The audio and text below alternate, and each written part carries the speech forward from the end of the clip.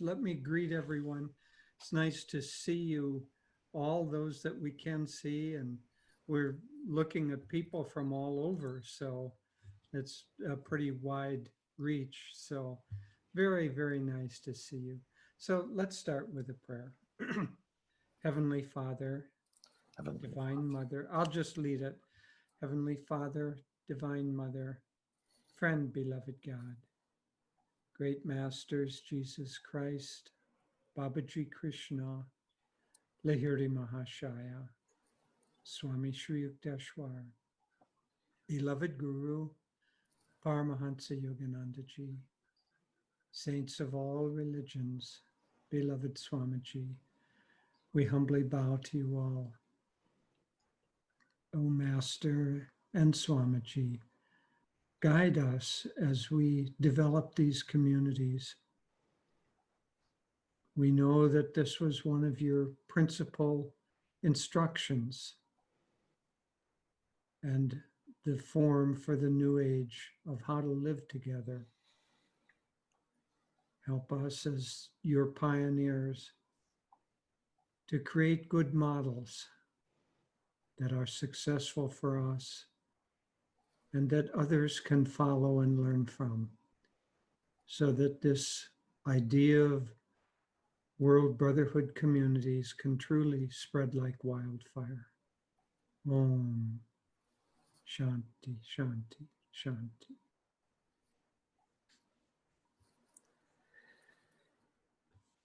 Well, one of the things that people have asked about and talked about in relationship to our starting a community here is vision.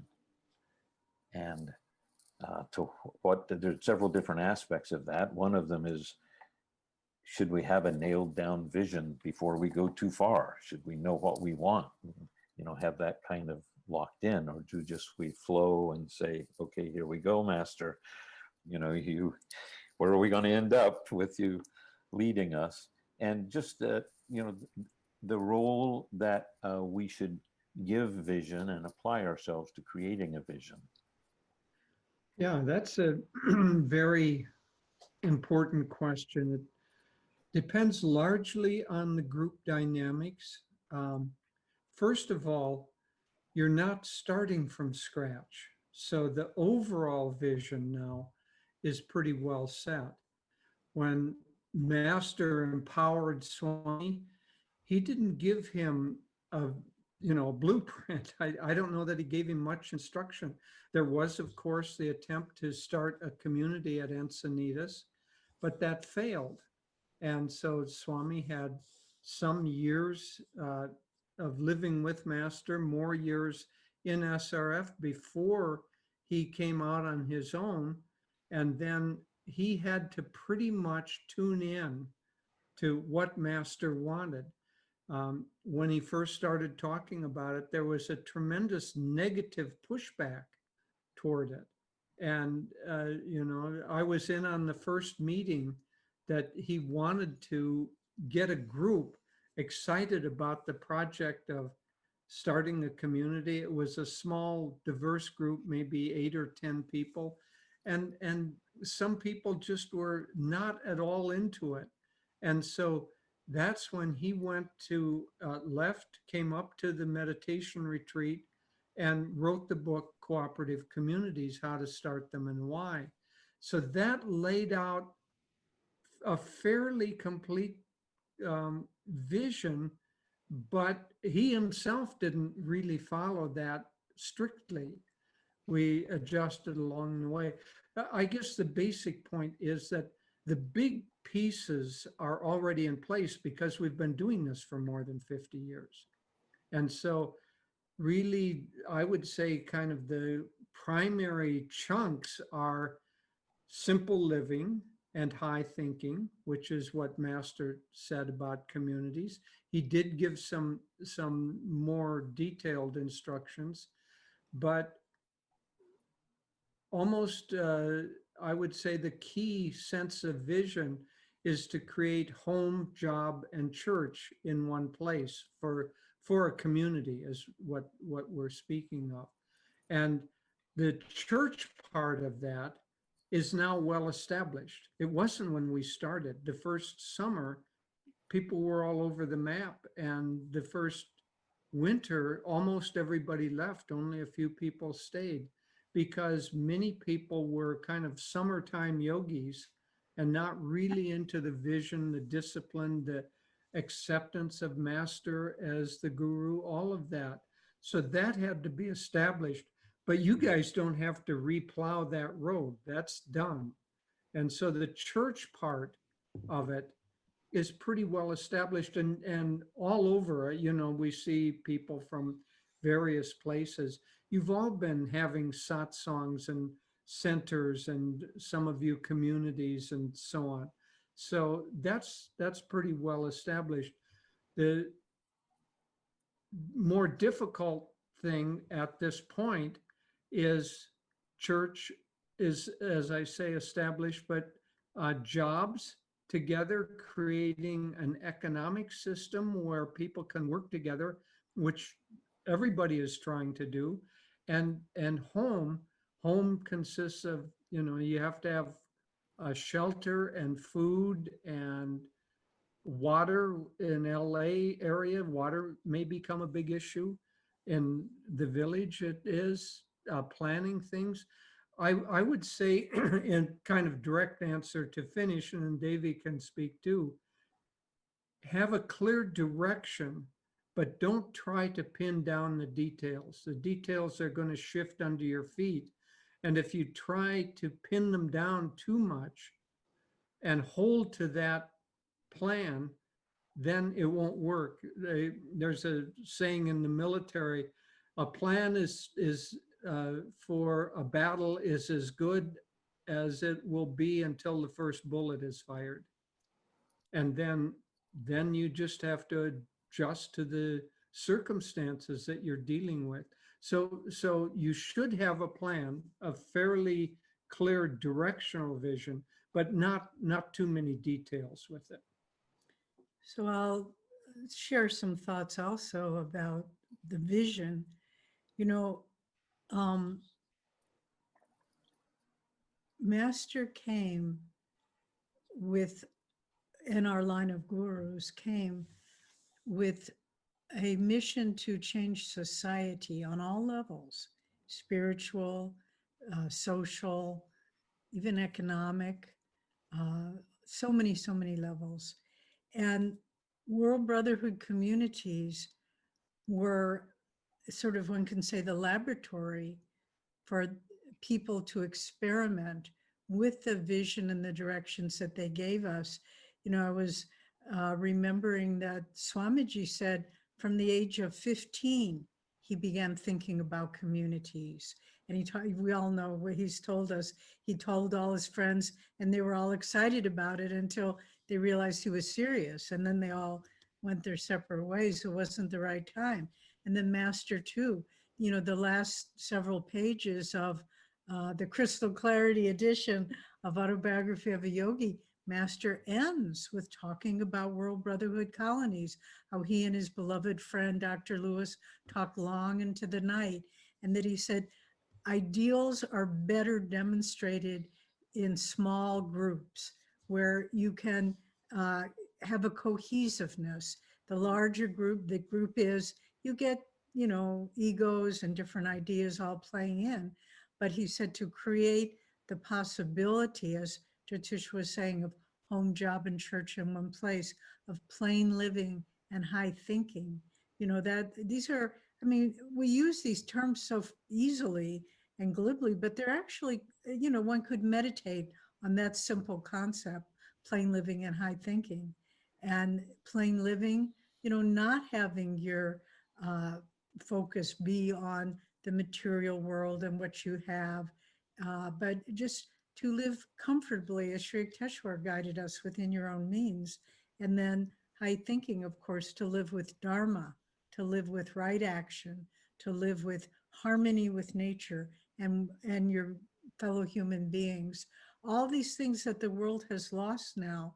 So I think the vision, as Jyotish said very rightly, we don't have a blueprint, but we have a direction.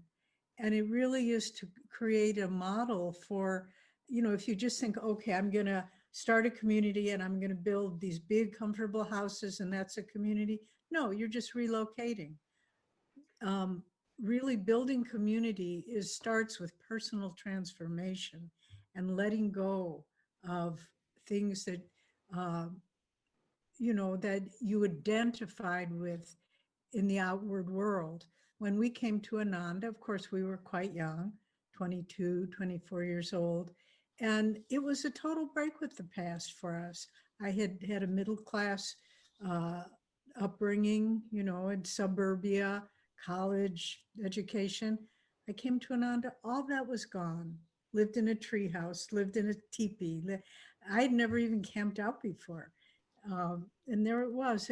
But it felt so perfectly natural because this vision is core to what the masters came to bring.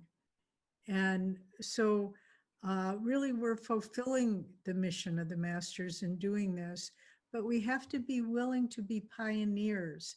And I'm sorry to say this, but you can't have a foot in both camps to really do it. You have to say, you know, I'm willing to make changes in my life and create a new, to tune in to this vision of what could be. And of course, we'll all be involved to varying degrees. Some will cheer us on from the sidelines. Some will move to a rural community. You know, there's all different ways according to our own karma. But nevertheless, we have to hold the vision very high. It isn't just, well, I'll live the same as I do and call it a World Brotherhood community. That's not what it is. It's really a change of consciousness. And the form that it takes, you know, solar energy, wind power, whatever, those are details. And the details will manifest according to, you know, what's necessary. But the important thing is to really say, for me to really be a part of fulfilling Master's mission, I have to, on a very profound level, be willing to have a change of consciousness and to live these teachings and to show people the possibility. And I must say, after being a part of this for more than 50 years, um, I know it's been my path to finding God. Not that I have found God yet, but this whole effort has been transforming on a level that if I had just meditated, it never would have happened to the same extent. So that's the vision. Yeah, just a couple final comments. First of all, Ananda has a lot of models that are quite different. You know, the way the Assisi community started and the way it operates is quite different. Camino Island is quite different from, say, Palo Alto community and so on. So there are a lot of different models that we have, but for any group coming together, I think you need to have a kind of group consensus of where you're going to start and the direction you're headed in. Then also a group agreement that it can evolve from there. So we here at Ananda Village started out in teepees. Now we have multi-million-dollar homes, but those two are compatible with each other as long as the group identity and I don't know, flow works with that. Just to qualify, multi-million-dollar homes, I mean, they're group homes. It isn't like people are building these big mansions and estates here. That I don't want to mislead you in that way. Okay, so So you mentioned Jyotish, the people who are beginning it and interested in it could get together and see what direction they want to go. And you said make an agreement. What kind of thing with each other? What kind of things would that include? I would say, yeah, I'll speak for the potential in LA since this series is emanating from LA. You know, you have the ashram, obviously, which is in most of the cities that we've been in. That's where we have started with group living, is that there's an ashram. And Portland started that way, Seattle started that way, Palo Alto started that way, San Francisco. And so anyway, so there's a group living that people get used to functioning together. And from that, you'll need to get a kind of, I don't know, almost like sifting the granules, those people who are potentially interested in living together. And I would say start working with that group. And, is the land in Temecula, is that the right place to try to start a community? Maybe, maybe not, but that's something that should be talked about with the group. Uh, what is the purpose of your community? That too should be talked about with the group. Is it to have a rural property that is kind of a safety valve if things get bad? Is it to have a community where it's really kind of self-sustaining, where you're intending to create a work and income there, all of those things? So the group energy at the beginning needs to come up with enough of a clarity to know, where are we going to try to do this? How many people are going to be involved initially? How many people are we planning for as we expand and grow? Some of those basic parameters. And there needs to be a sense of group consensus around that. From there, a lot of things will just, outside forces will allow or disallow certain things. In the first years, we were able to build without any building permits. I mean, simple, the first simple housing, but we didn't have any planning or building permit restrictions. That's unlikely in these days. So that outside parameter is going um, to decide some things. But do you want to live basically in a big group house? Do you want individual houses? So some directional ideas in that way are good to get started. And then, as I said, the flexibility to know that things are going to change under you. So you have to have a plan, but not be attached to it. And I think other agreements, it's a good question, Ramurti. Um, this has been our experience, at the village, to just have an agreement about your core spiritual values. Like, are we going to introduce other teachings? Are we going to are we going to just focus on our own path, our own techniques, our own line of gurus? And so that has to be an agreement. I think there also has to be an agreement about, I don't know, basic lifestyle, healthy living. At Ananda, we had, two rules that we always laugh about: no dogs and no drugs and alcohol. And, but just basic lifestyle agreements, healthful living, and, the role of social media, the role of uh, film watching and entertainment, just to have kind of a common understanding in building community, that it's important. I think also a common understanding about the role and the process of decision making, because Swami stressed this a lot, and he was a master of it. He allowed decisions to be made on a grassroots level. So the people, he often gave this example, the people running the garden make the decision about, what will be planted in the garden, and the people, on and on like that.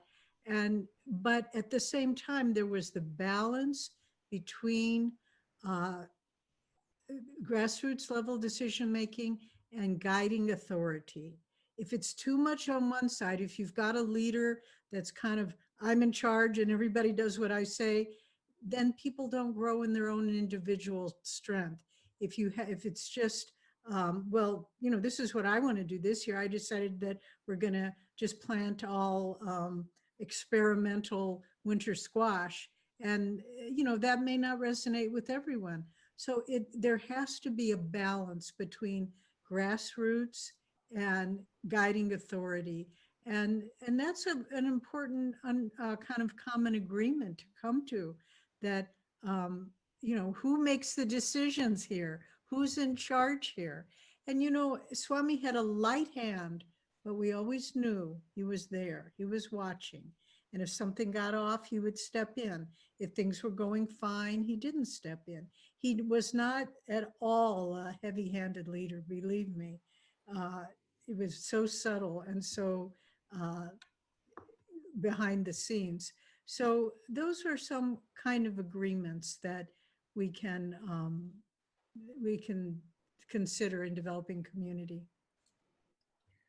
This may fit right with that. What are the appropriate attitudes, and then maybe resulting, what are the appropriate expectations for people to have as they begin or maybe decide whether they want to be involved in this or not? Well, what are we going to have to come up with from ourselves to be able to make this work? Well, yeah, I would say if it's going to be an Ananda community, the people who are part of the Ananda community have to have a sincere individual commitment to the Ananda path. Otherwise, it will grow too diverse. Now, several of our city communities have people living at the community who are not part of our path at all. And they've found an accommodation, not always a simple one, but generally speaking, they've found a way to make that work. But there are people who are at a community, but not part of a community. And so I'm talking now about people who are part of a community. You're going to have an agreement that our Ananda path is the path, and an individual commitment on the part of people to practicing that. You can't, only rare exceptions, maybe somebody's spouse can live there without being a meditator themselves, but very, very few exceptions, not enough to talk about here.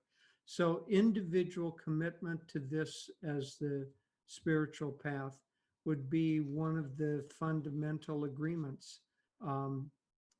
Beyond that, I would say almost the next most important thing is a willingness to cooperate and a willingness to sort of sublimate your individual desires to a group energy. We always laugh about the rule, no dogs at Ananda, but what is beneath that is that in the very early years, the dogs at Ananda represented the mindset of, this is what I want. I don't care what how it affects other people. There was a woman here who had a dog that bit the children. She said, I don't care. That's my dog.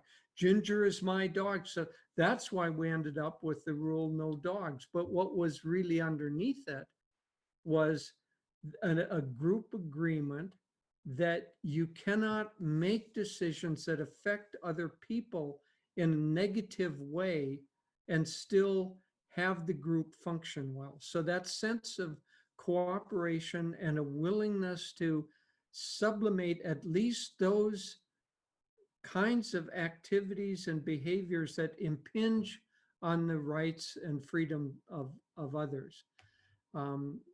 I don't know. I'll just jump Yeah. in. I think this point Jyotish is bringing up is crucial, because we call them World Brotherhood communities or cooperative communities. And let's talk about both of those aspects. But, there's a certain quality, first, that masters devotees have, Kriya bonds have. Let's start with that. There's a certain light in their eyes. You can just see it. But then there's a quality that people who have been through the process of being part of a community. And it's, Swami said, being in a community is like putting a whole bunch of unrefined rocks into a rock tumbler, and you spin it around and spin it around, and all the rocks are knocking together and getting the rough edges knocked off. And that's not an easy process, believe me. And I know you all, we've watched the whole evolution of Ananda LA, and there's many of you from Ananda Portland and Laurelwood here too. I mean, lot of little edges getting knocked off, and it's not easy. It's a painful process. But what's getting knocked off? The ego, the thought that I want to do it my way, and this is how I've always done it, and this is how it feels good to me. And there've been so many situations where you just have to, and I watch the leaders of this sort of the second generation leaders at Ananda Village. Atman is a wonderful example, wonderful leader. He's so present with people. He's so listening to people and there with them, but always willing to adapt. He never pushes his agenda, and he really has tuned in. And, honestly, he spent very little time with Swamiji, but I'm sure he meditates. How do I be a good leader? How do I be a good leader of a cooperative community? So to really be able to say, and Swami said this too. He said, in developing community, for me, it was compromise.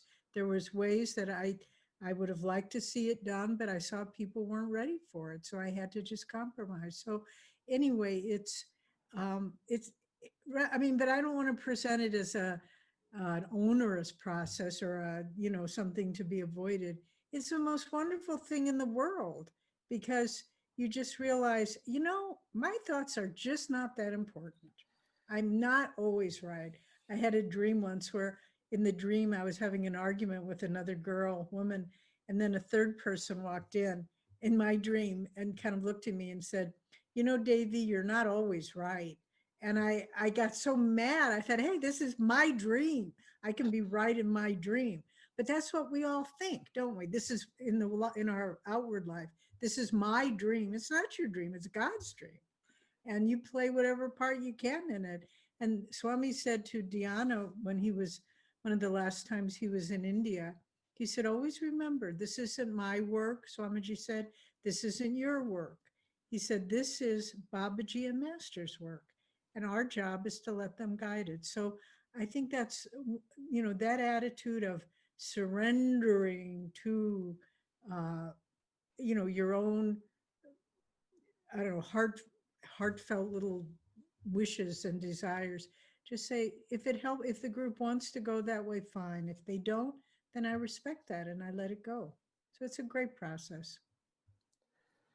Thank you. Those answers are very helpful, I think. Very I hope very so. insightful for us as a new community begins to form. This takes us in a little different direction, but could you comment about the role that the social aspect of community might play in terms of a community's success, or how well it's able to serve in other ways? Well, here again, we have a fairly wide variation spectrum in the world of Ananda. I would say, let's take as an example, Assisi, which started basically the whole community was focused around one business, which was the retreat. Everybody worked there. Everybody kind of lived and got a stipend and shared cars and so on. That community in many ways is more tight-knit than Ananda Village because they all had their meals together. And so that informal interconnection on a daily basis knit things together very nicely. Ananda Village had this huge spread of land and people basically built their houses as far away from their neighbors as they could at the beginning. And it was like the village started with more separation. And, but of course, that model has worked also. And so both models work. Camino Island is another example. They basically are like one family, all doing the farm together, all eating together, all sharing together, all doing tasks together, all of that. So there's a fairly wide variety, but if there's going to be group connection, you have to find ways that the people actually interact with each other. You can't have people as a part of a community who are absentee community members. You know, they may own a house there, but they won't be part of the community unless they're part of the community. And so you've got to have that interaction, and it doesn't have to be daily. Here at Ananda Village, we don't see most people. We certainly don't see most people daily, often not weekly. With the lockdown. Yeah, with the lockdown. But I would say one of the things that will knit a community together is to have group meditations. On the other hand, those of you who are longtime community members know that you can have a group meditation scheduled, and not very many people come. And so, you just have to do what you can, but it can't be too much focused on just socializing. Swami had a corrective in India, the ashram there. There was one person, I won't name her, but she loved to have parties and fancy and direct decorations. And so everybody who had a birthday, she had a big party for him. Swami let it go on for a little while, and then he said, enough is enough, no more birthday parties, because it started to be a focus on just kind of the shallowest of interactions as opposed to the deep ones. The deep ones are meditation together, worship together, tuning into the masters through classes or study or satsangs or whatever, all of those things shared together. Those are the really important connections, but socializing and mixing with each other are also very important. In the early years here, we basically saw everybody every day. So, I thought I want to go back to the previous question before I answer this question, because I realize there's one other very important point about, right attitudes and so forth. And that is be willing to do whatever's needed. And, once Swami was asking a couple to move from the village to, well, it was actually it was Jai and Sadhana to move to Rhode Island to help get the work going out there. And he said, he told us later, Jai had already said yes, but Sadhana Devi was a little reluctant. And Swami said to her, he told us, Sadhana, I'm not asking you if you want to go, I'm asking you if you will go.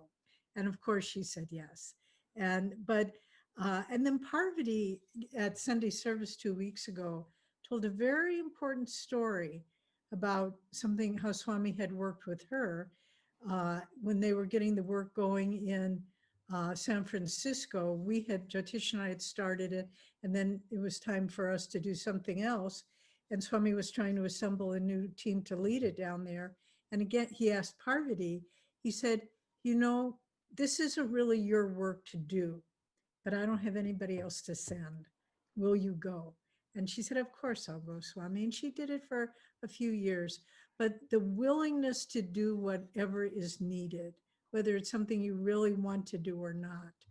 And that's, if a whole group of people living like that, just it's the power that's generated of, I don't know, just freedom and service. And then going back to the social, we don't often think of this, but another wonderful social aspect is service projects.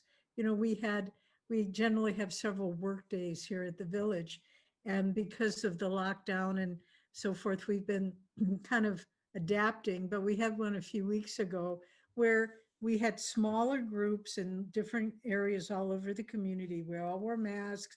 We tried to stay apart, but I was working down in the Crystal Hermitage Gardens, weeding the beds, getting them ready for winter with about 5 other people, but we were all kind of distanced, but we all knew we were there. And from time to time, we'd say a little bit to each other, but it was such a joyful experience because everybody was out of their normal sphere of activity. We were just serving without any thought of this is my job, I have to get this done, this is important, whatever it might be. But just to be all serving together. And, it's so important, a balance between an inward life and then just being together. And Swami, that's why he would read P.G. Wodehouse stories. It wasn't that he needed to read them. It wasn't that we really needed to hear them, but we'd come together and we'd laugh. And often he'd do it down when in the nice weather, he'd do it out by the pool or in his dome, and we'd all come together. And he was always balancing because, all things we've been talking about, simple living, austerity, selfless service, doing things you don't necessarily want to do, giving up the ego, giving up your own prime attitudes about things. None of that's easy. And so you have to be able to come together and in joyful, simple ways too. You have to laugh. You have to play. That's partly why Swami built a swimming pool. He rarely used it, but there was a time when he would have pool parties. And when he was in good health and strong, he would play games with the men, and one of them would be standing in the pool and the other would sit on the other person's shoulders, and they would be wrestling with people, if you can imagine Swami doing that. But he did, and he always won. I don't know if people just let him win or what. But anyway, it's important to do joyful things outside of our normal service or our normal, even sadhana. Yeah, a spiritual community is essentially a spiritual family, and it needs the same mix of activities that enrich a family. But of course, a spiritual family, most of those activities will be, if not specifically spiritual, they'll be upwardly directed, as P.G. Wodehouse is. And Swami could have had many ways to laugh together, but it was, as Swami used to describe him, P.G. Wodehouse had a God's eye view of humanity, and it was fun and uplifting to hear.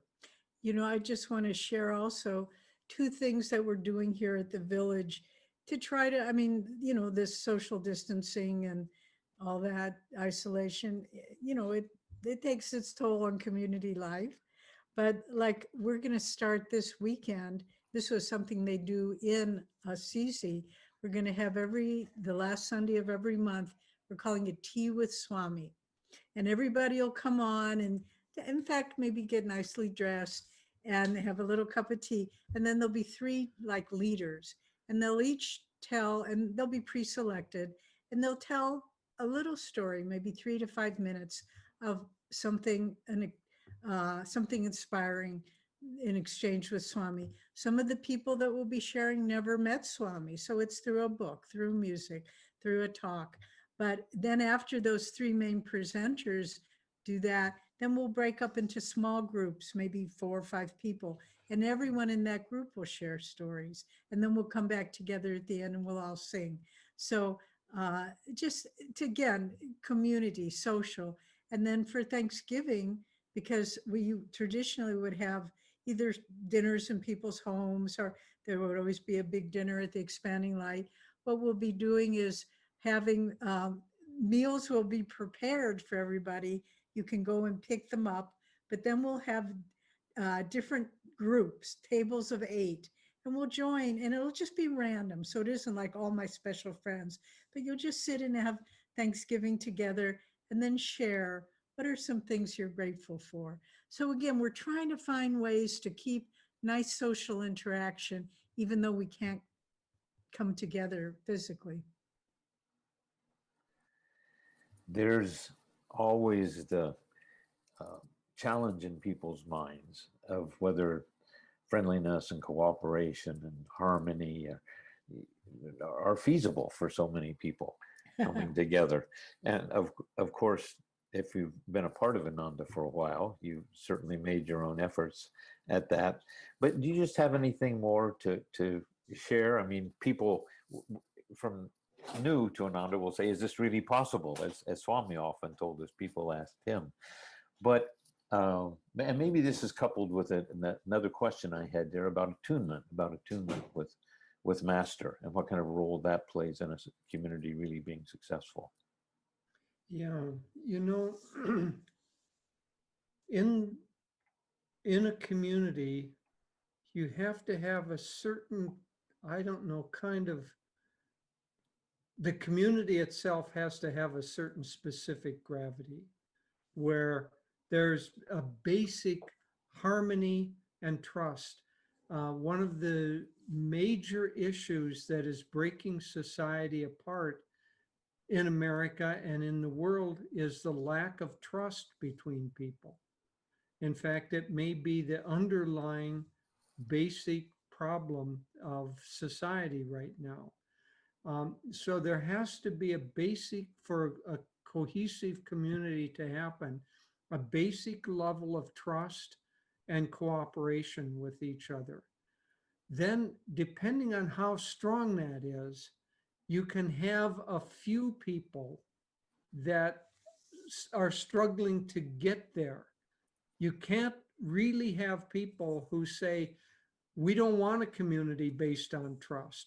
I'm going to have my guns. I'm going to have my dogs. I'm going to have, because I don't trust you to do for me what I need to have done. A community, an Ananda community won't thrive with too much of a, I don't know, a variation in the level of consciousness. So you have to have a strong level. Then if you do, you can have a few people that maybe are struggling to get there, but aren't yet really there in terms of cooperation or trust or whatever.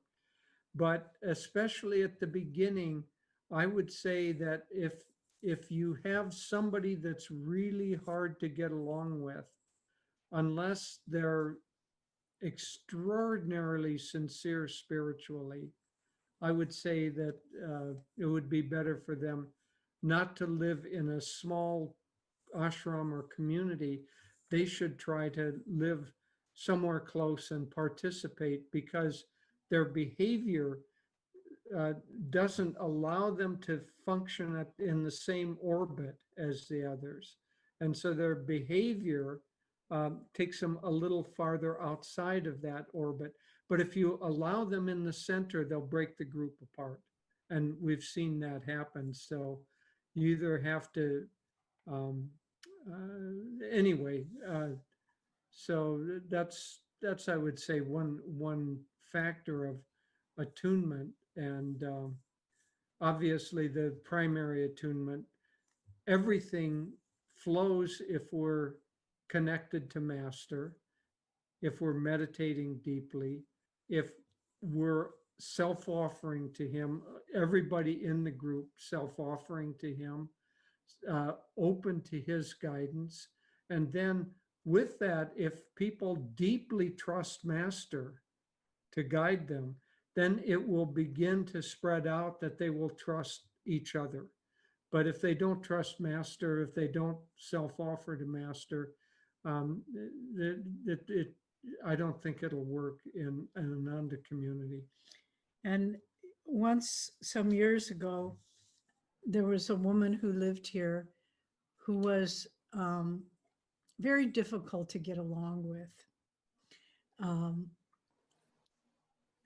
I remember once we have a grown son, and he was probably about 7 years old at the time, and he had been playing down in the Central Market area. And I don't know, this woman had done something. I don't really know what had happened. He didn't go into details, but he came home and he said, who told her she was the boss of the world? And that was the question we all asked. But at the same time, Swami had her there, you know, and it was a challenge to all of us to get our egos out of the way. But finally, the point came where she really couldn't get along with anybody.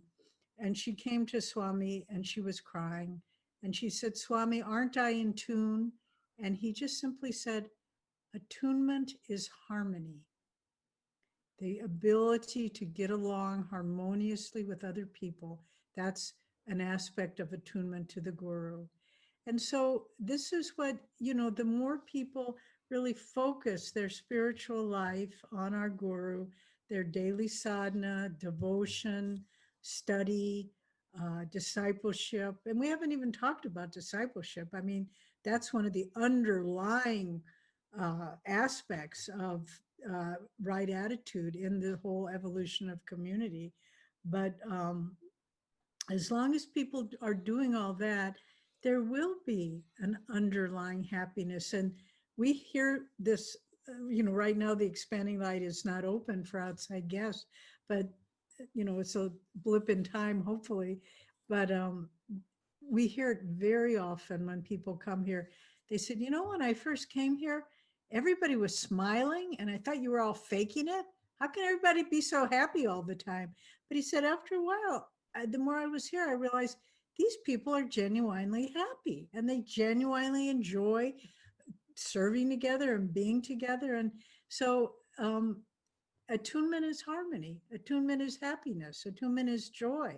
And it isn't just, you know, like, oh yeah, I read the autobiography and now I'm in tune.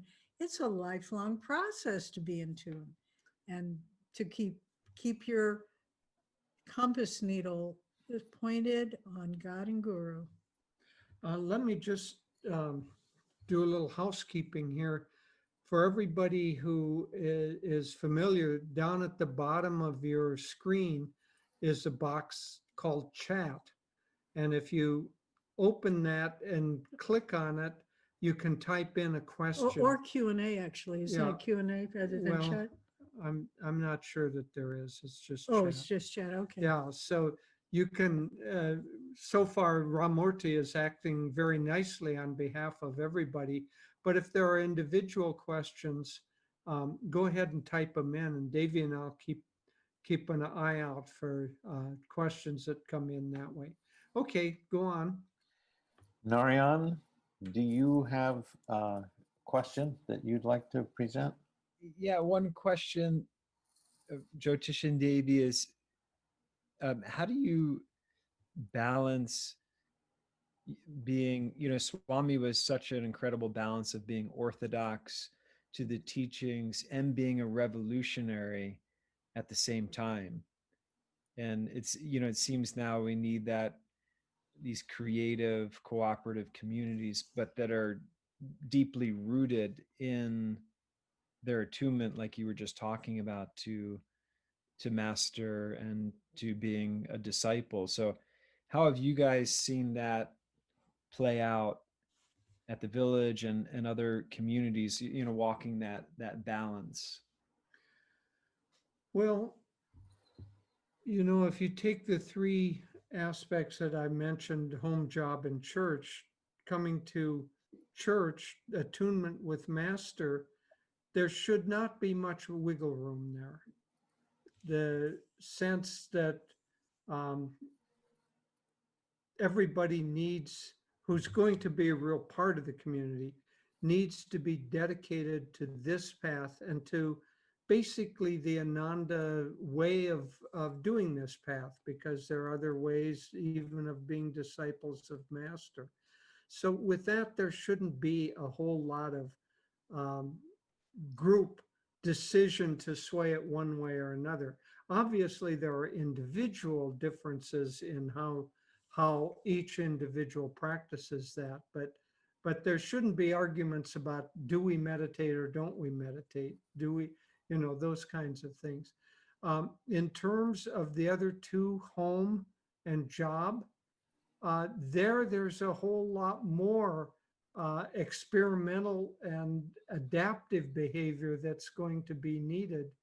And I would say a lot of that is determined by, you can't, when you get into group dynamics, you can't say the group is going to be this way. If you've got a very strong magnetic and trusted leader, that person, even if they try not to save too much, what they do say will lead the group. But like Swami, he would back off participating so that he wanted there to be not democracy, because democracy has devolved into, I'm going to get my way, but dharmocracy, where everybody, as he put it, everybody is tuning in to what is trying to happen here. So let's come to home or housing, those kinds of decisions. Should we live all together? Should we have one house? Should we have rooms in a house? Should we have separate things? Come together and discuss that, because there isn't an orthodox way that needs to be done. And there should be a sense of kind of consensus, or as we say, dharmocracy is another way of putting that. But almost all the early decisions at Ananda Village were done, other than the spiritual decisions, were done by consensus. And that's because we had people, and we also had, other than Swami, we had some very good leaders who, in leading a meeting, would draw people together and help raise the consciousness so that people would truly be looking at what is good for everybody here, what is trying to happen. So that sense of dharmocracy is important, because it has to also have, community has to have a buy-in of the people who are participating in it. If not, then it isn't really a community. It's a kind of a business run by somebody. So, Yeah, and I'll also add, yes, Swami was so utterly true to Master's teachings and techniques, never varied. But at the same time, I wouldn't use the word revolutionary. I would use the word visionary, because what he was trying, he thought outside of the box. He thought outside of, the way people were living. And as time goes on, I appreciate more and more that he was so far ahead of his time, as was Master, of course. But, he just saw the potential of these communities, and God bless him, he did the hard work to bring this village community and then all of the satellite communities and the global spread. I mean, he wasn't just a visionary, he was very practical too. And that's something else to bring in. He created the model of having a spiritual director and a general manager, because they're different roles. It's hard to combine them. And the spiritual director is, tries to see, Swami defined it, that the role of the spiritual director is to look out for the welfare of each individual, and spiritual welfare. the spiritual welfare of each individual, and to follow Dharma. And so, that's also an important balance to keep in mind.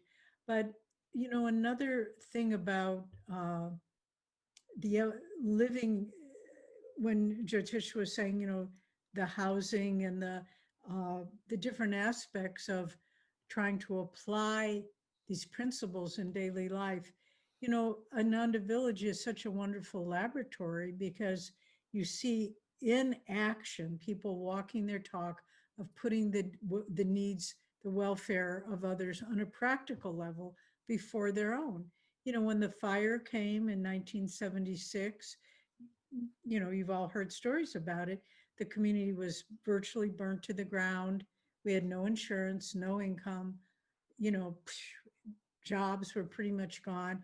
There was some money that came in donations, not a lot, but we decided several things at that time.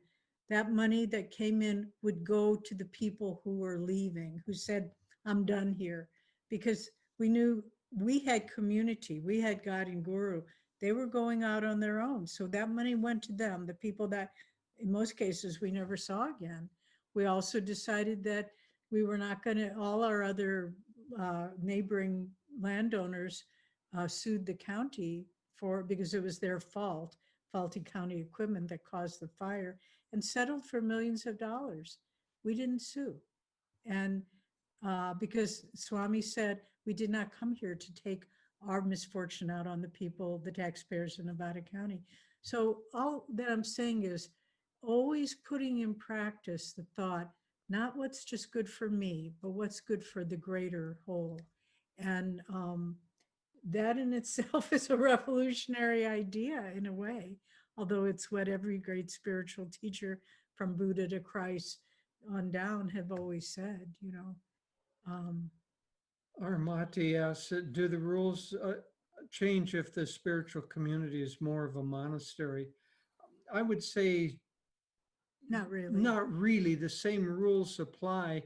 Generally speaking, a monastery has a little bit more of a group energy. This is what you do, So most of the monasteries that are Ananda monasteries, you have group meditations and everybody is expected to be at those group meditations. They're generally longer.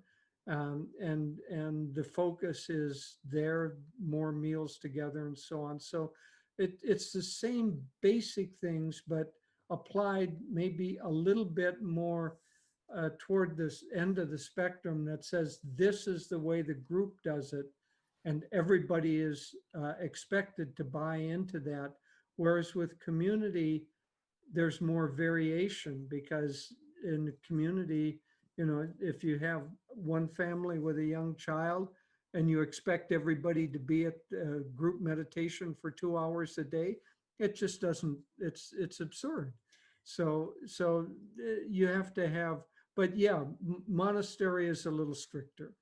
In fact, we were talking yesterday with a young couple that lives here at the village, and the man had been in the monastery, and then he left, and he just felt that wasn't really his calling anymore to lead a monastic life, solitary.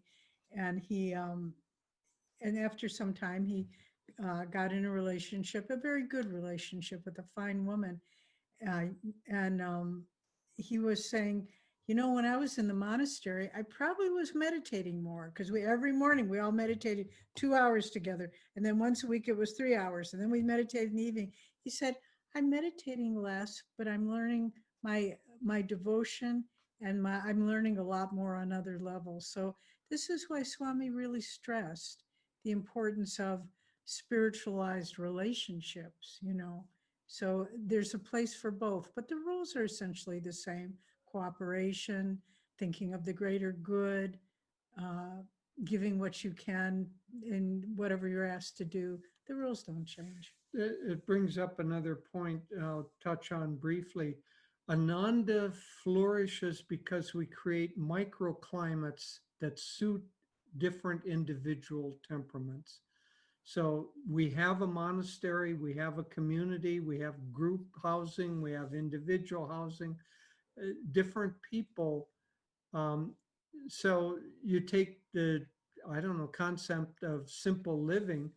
That simple living can be expressed in different ways according to different individuals. And having those microclimates and having the group buy-in to say, okay, we allow variation in the way people function and lead their lives, that creates a healthy community. And everybody's karma is different, and everyone's path to God is different. There isn't just one way. And that's part of the beauty of communities is, there's the ability to pursue your karma according to your own needs and to be supported and respected for that.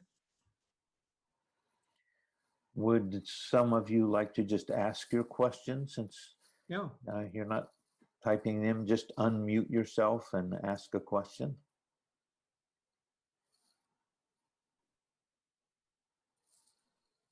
Okay, I'm going to ask a question. And I see a very nice friend right in the middle of my screen, and his name is Paul Fettler.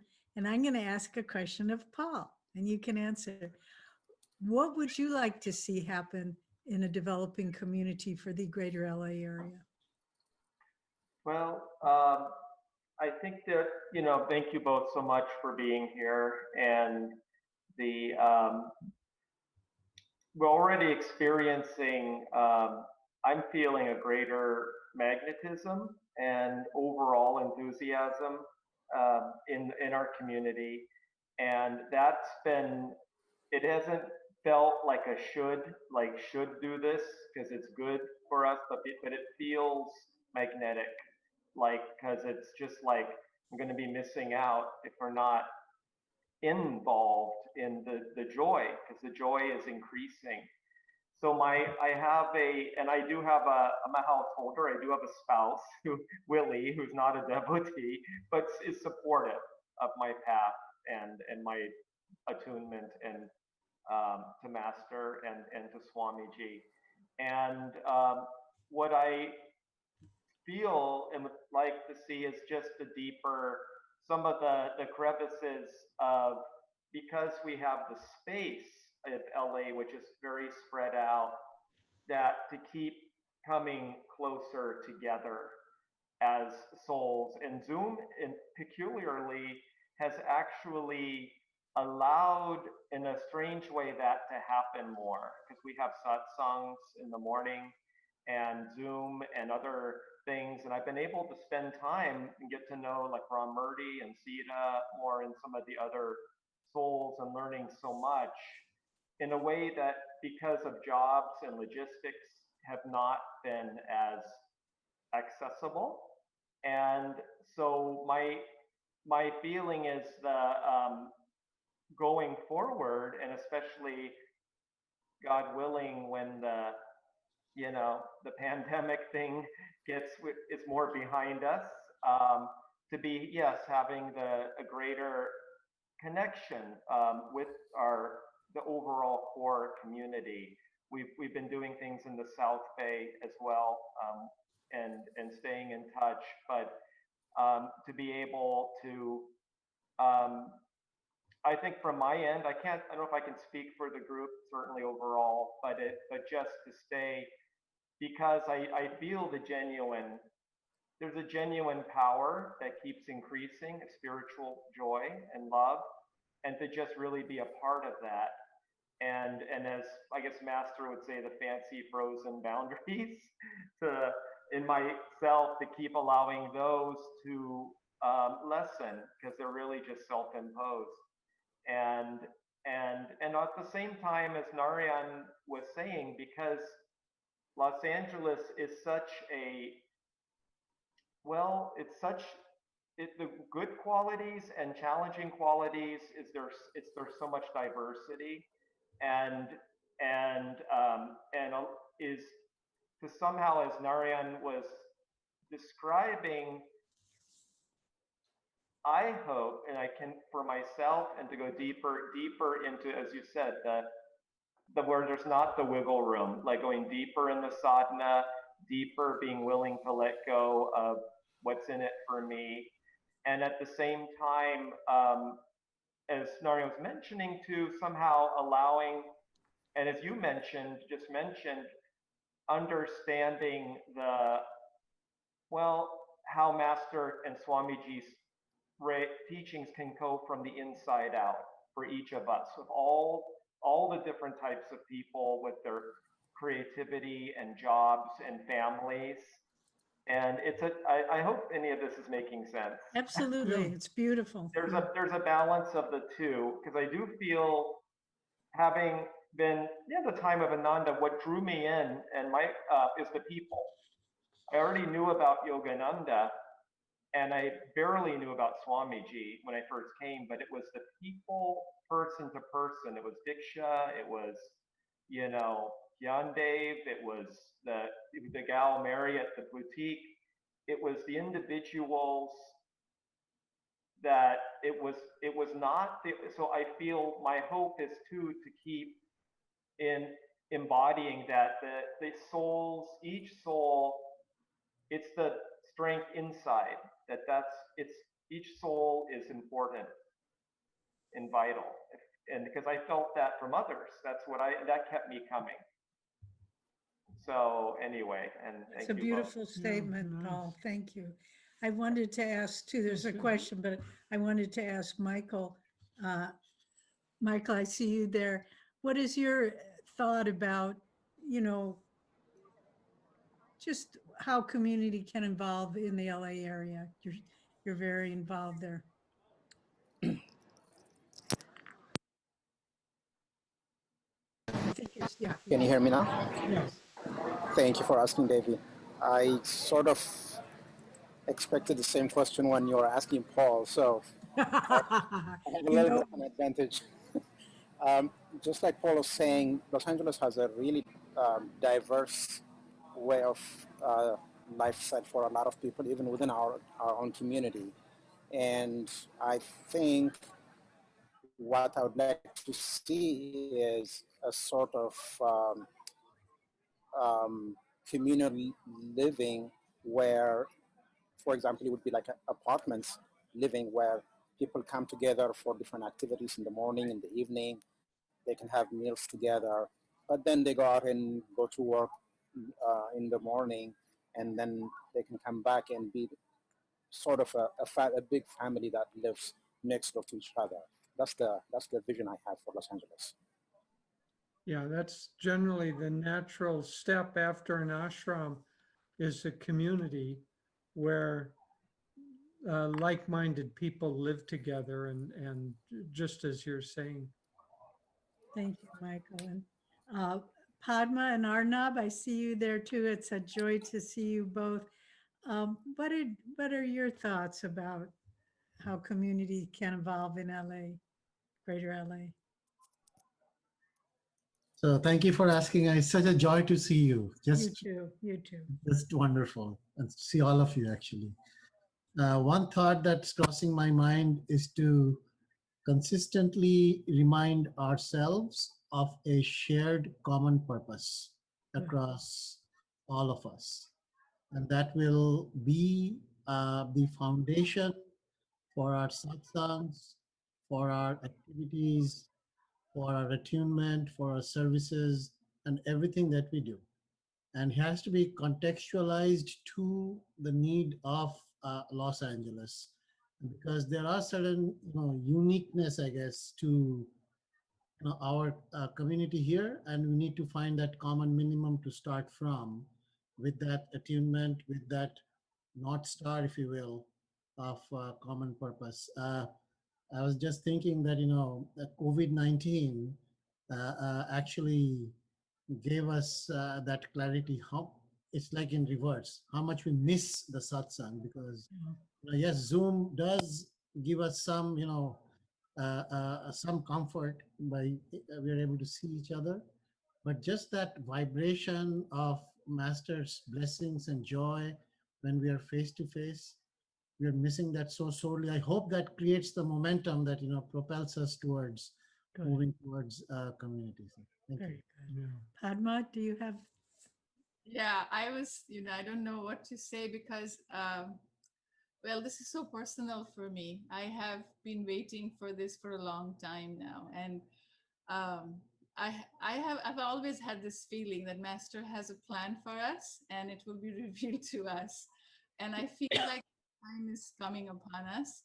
And I have no doubt in my mind with this group of dynamic attunement with Master, he will show us the way.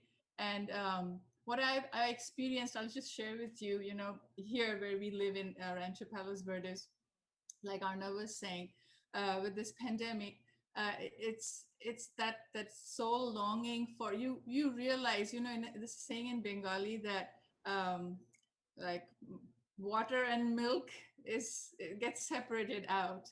So I felt that, like, for the last 6 months I haven't seen anybody. Who am I missing the most? I'm missing my spiritual family the most.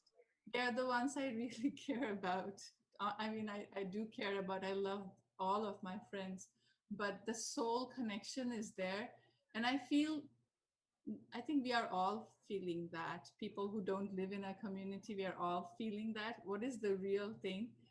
And with the little thing that we are doing, like I have two friends here, spiritual friends here, Nectar and Hybri, some of you may know them.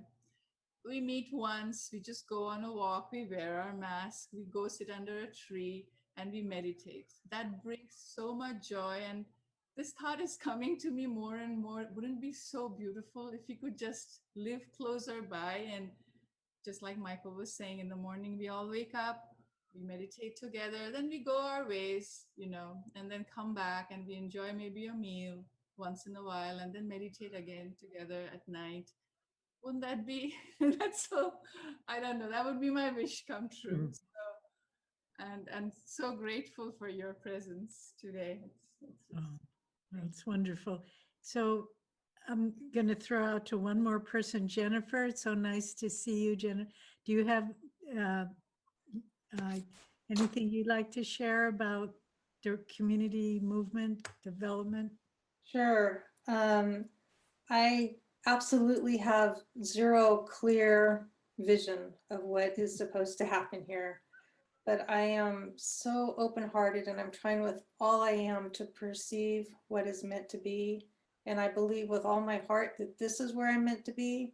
And I love that Ananda LA is creating this beautiful community and my heart is there to support them, but my energy to a large degree is here. I feel that this is where I'm being asked to be, and it's really hard right now, for all the obvious reasons, and also because that perception is just not clear in my heart.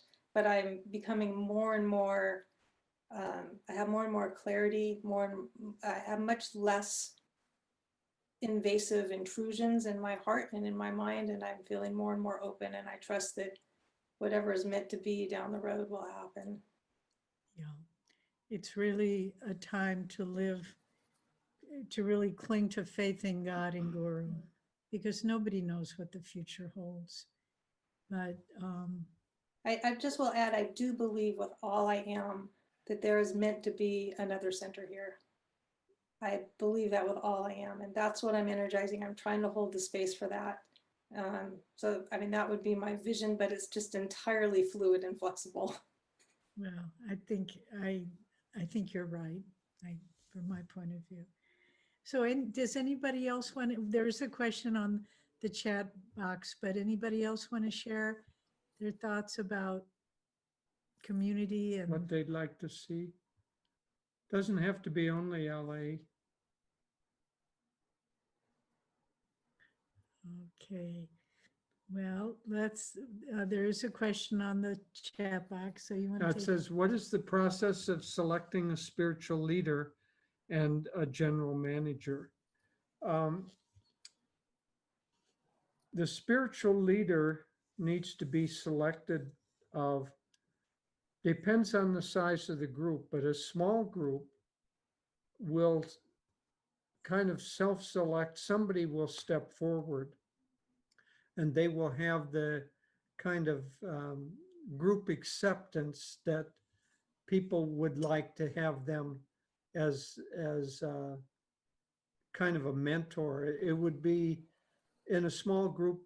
If you had a spiritual question, who would you go to first for your answer as a spiritual question? In a larger group, then the process is a little less, I don't know, democratic, one might say. Swami always appointed the leaders of larger communities. And we've more or less continued that because it just is a way of, I don't know, having a continuity in the work of Ananda. And so Swami would appoint leaders who had experience and attunement together and were deeply rooted in our spiritual path. And so for large groups, generally speaking, the Dharmacharya will appoint the spiritual director.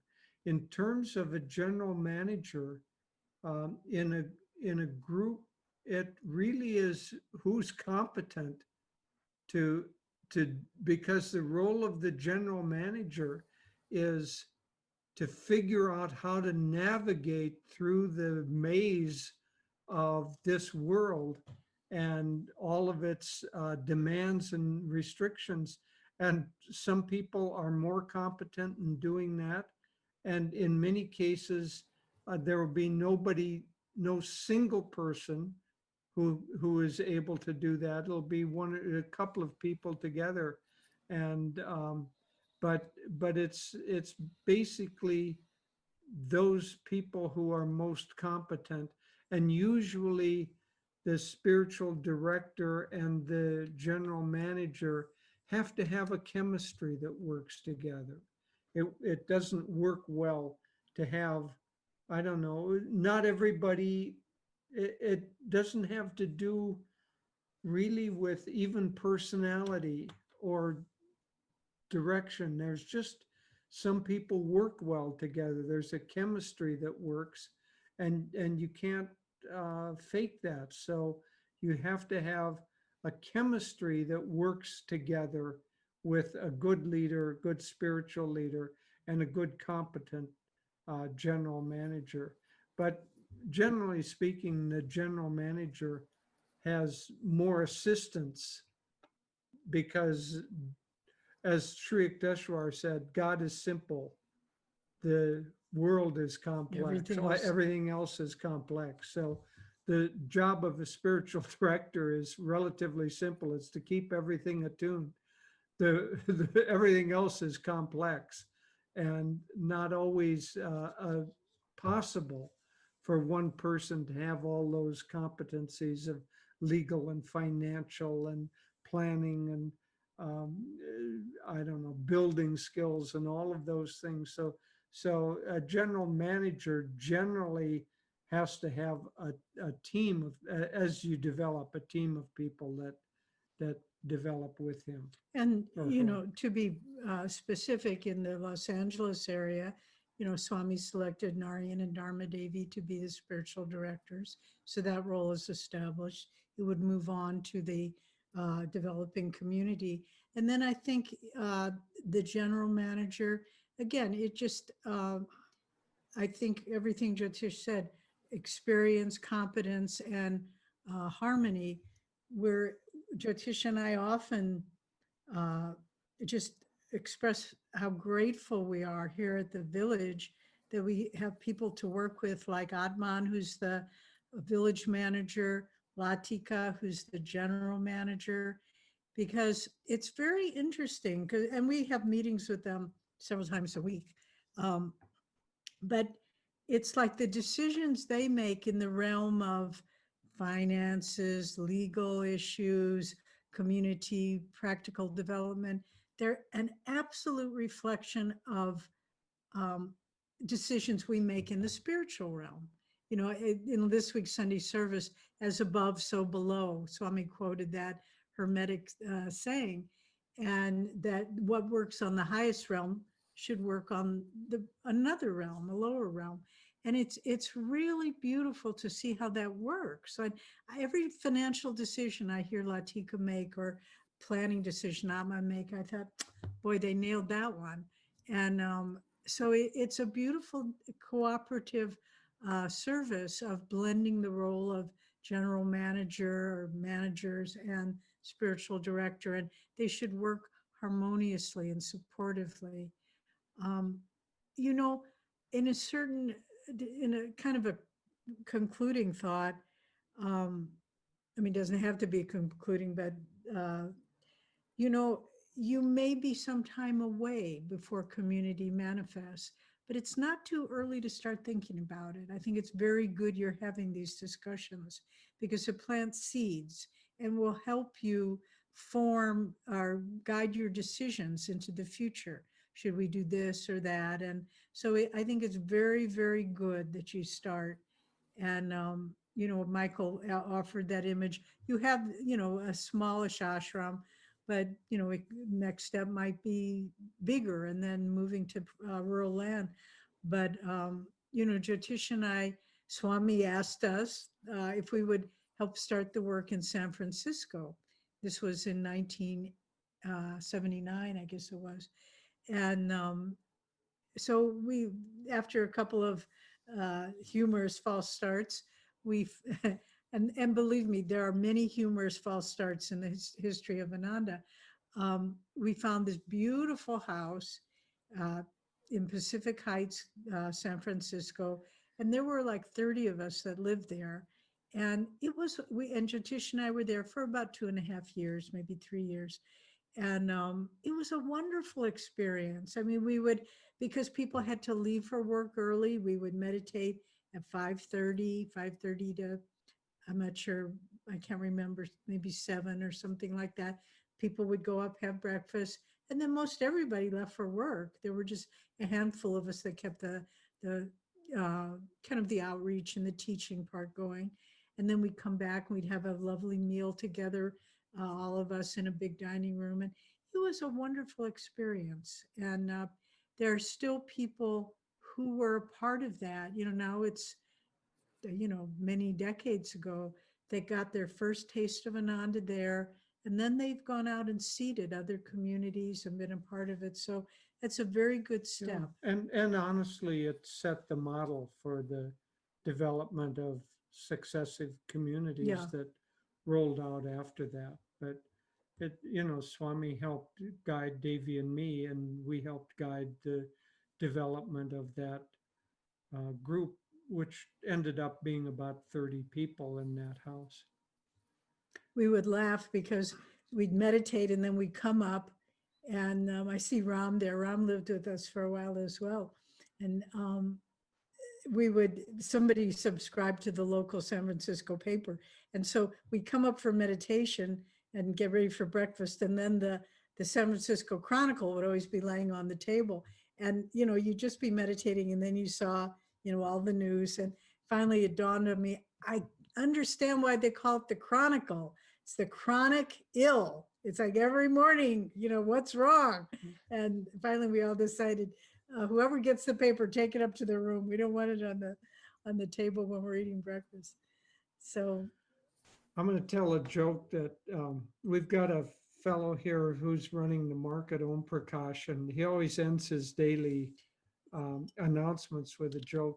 he'll tell us, well, this has come into the market and this produce or this sale, and then he'll say, and we'll end with a joke. So this is the last one that I heard him tell.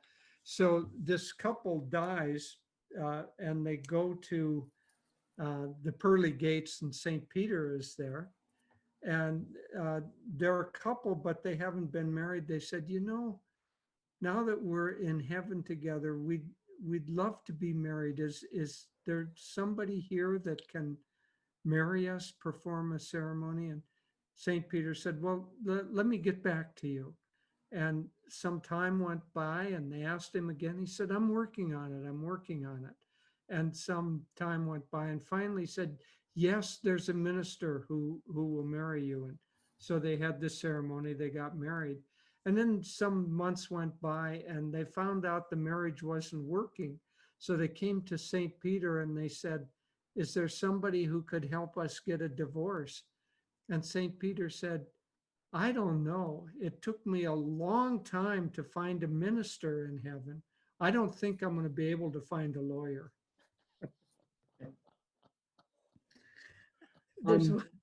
There's one more chat that's coming from Dana Harris. Yeah. Can you offer a thought, please? Yeah. I just wanted to, for those of you who don't know me, I lived for 2 years at Laurelwood. And one of the things, there was a period of about 6 months there where one of the things we did together is we went through the Ananda Leadership series. There's about 25 hours worth of.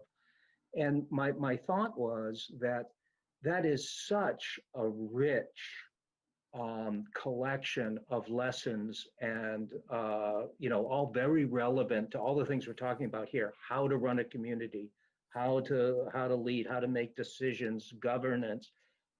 Every week when we'd watch a session, I was amazed at the original ideas that had developed out of the experience from Ananda, and how thoughtful and insightful. So I only offer that as a reminder that that's a resource. Thank you, on Dana. this Very topic. good.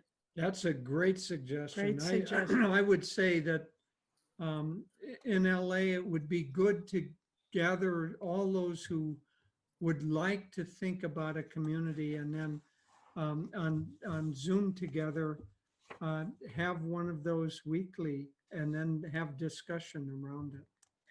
A great suggestion. Thank you, Dana. Any other thoughts?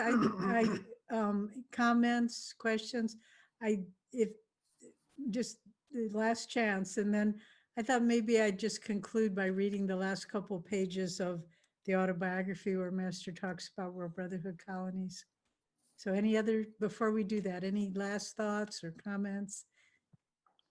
I just wanted to say hi, Jyotish and Devi. Hi, Hi, Ram. Ram. Nice to see you. How are you? Dick How are Cheney and you? I are up at Yellowstone National Park. Really? Wow. And so we were Wow. tuning in. Wonderful. Wonderful. Nice to see you. We're developing a community of the universe in our Yeah. Ananda movement now with this Zoom. That's It's really true. quite something. But Yes, it's wonderful to have you sharing with us, and it's such a great blessing. So I'm gonna let you close with the autobiography. Okay. And there's actually Claire from Australia. Hi, Claire. And we've been in touch with Simon Bedwell from New Zealand, and we're trying to pick a date where we can do a satsang for New Zealand and Australia. So we'll do one more locally for you. And then That'd be Jackie. great.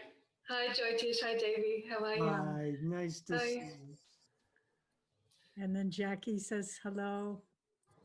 So, okay, anybody who just wants to even just say hello to everybody, now's your chance. Hello, it's great to see everybody. Oh, hi, I Martin. miss all of you in person. Great to see everyone. Good. And hi, Willie. I see Willie behind Paul. Hi. Hi, Willie. So, okay, everyone. Well, God bless you and take care of yourselves. We may be going into a resurgence of the COVID-19. So let's marshal our forces. Don't let virus fatigue get you, and keep up all the good practices of masking and social distancing and so forth, and faith in God and Guru. So, And I know you're going to have these sessions continue. So, Yeah. But later on, when it's the right time, we'd be happy to come together with everyone again. and hi, Lisa, you're very welcome. I'm glad you could join us. Okay, so shall I have a little bedtime story? Yes. Okay. Okay. So it's literally the last 2 pages of our edition of Autobiography of a Yogi, the chapter at Encinitas in California. New Year's week of 1945 found me at work in my Encinitas study, revising the manuscript of this book. Paramahansaji, please come outdoors. Dr. Lewis, on a visit from Boston, smiled at me pleadingly from outside my window. Soon we were strolling in the sunshine. My companion pointed to the new towers in process of construction along the edge of the fellowship property adjoining the Coast Highway.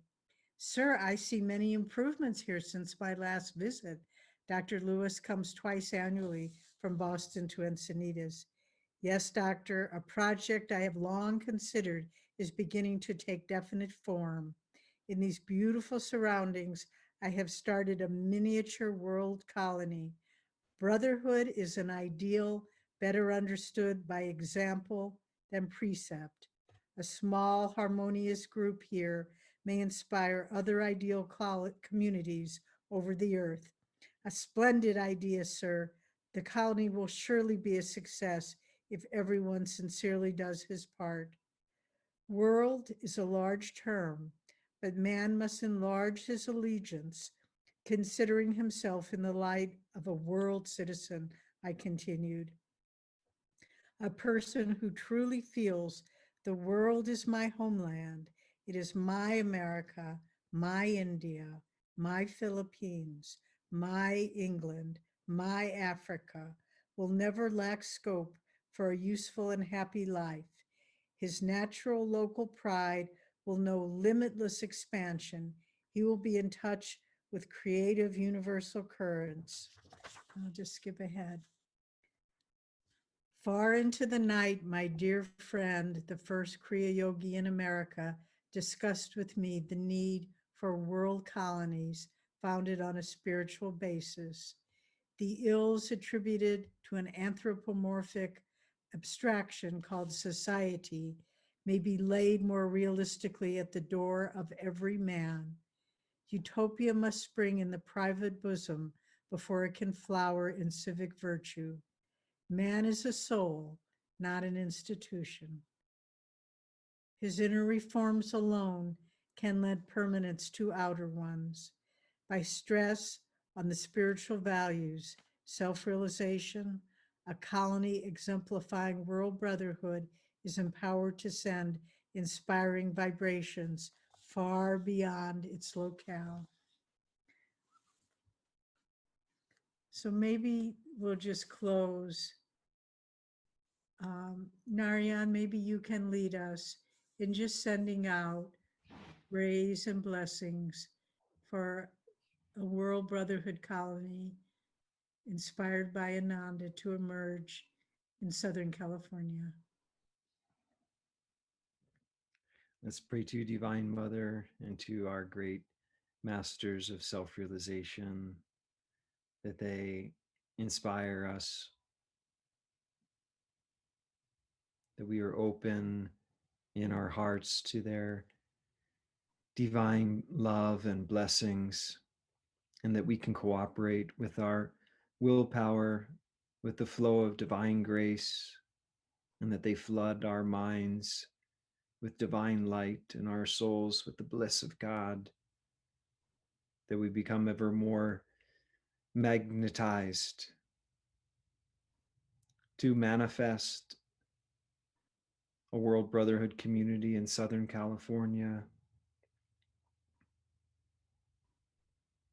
and that this ideal of world brotherhood truly spreads like wildfire. Let us share the wildfire of God's love in motion, his bliss with all the world, that we can be great examples of this ideal.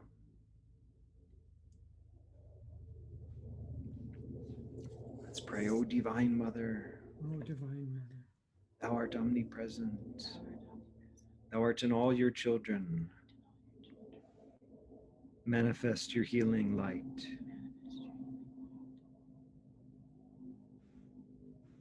In all souls.